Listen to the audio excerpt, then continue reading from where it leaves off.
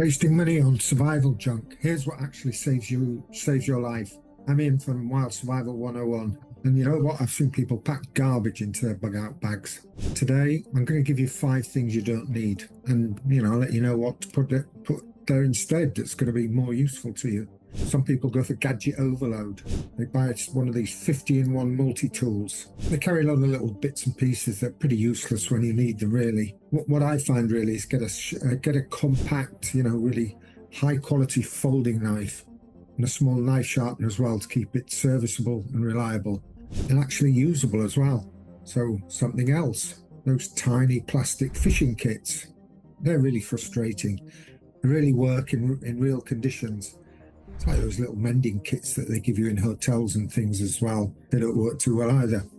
Instead, learn 2 knots. Carry 20 to 30 feet of braided line and 3 strong hooks in a zip pouch. You've got to be careful with those hooks, obviously. They're very sharp, so you need to protect the end well. A rubber, bit of blue tack or something over the end will protect them as well. Therefore, you have fewer gimmicks, more success. Something else.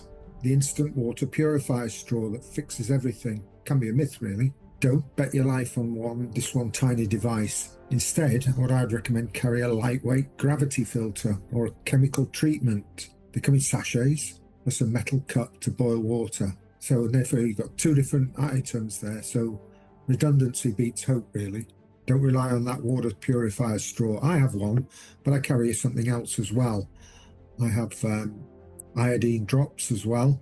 Some people don't like the taste of iodine, and you can't use it for too long because it could affect your thyroid as well.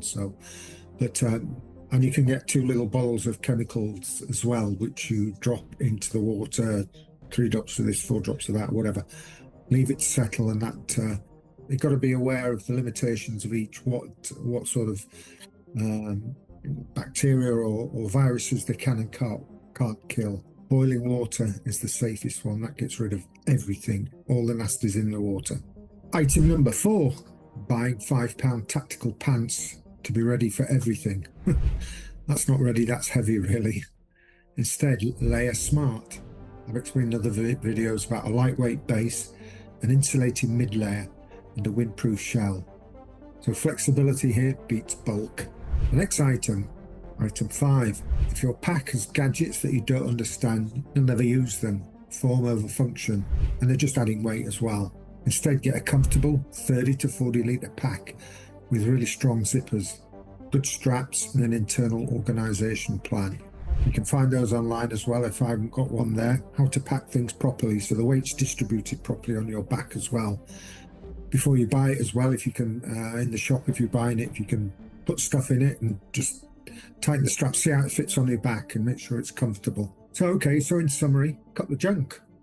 Choose function, redundancy and training. A few quality items and real skills beat a bag full of toys. Finally, smash like if you'll ditch one useless item today. Comment which one and follow for real survival gear that actually works. That's all for me. Talk to you next time. Bye bye.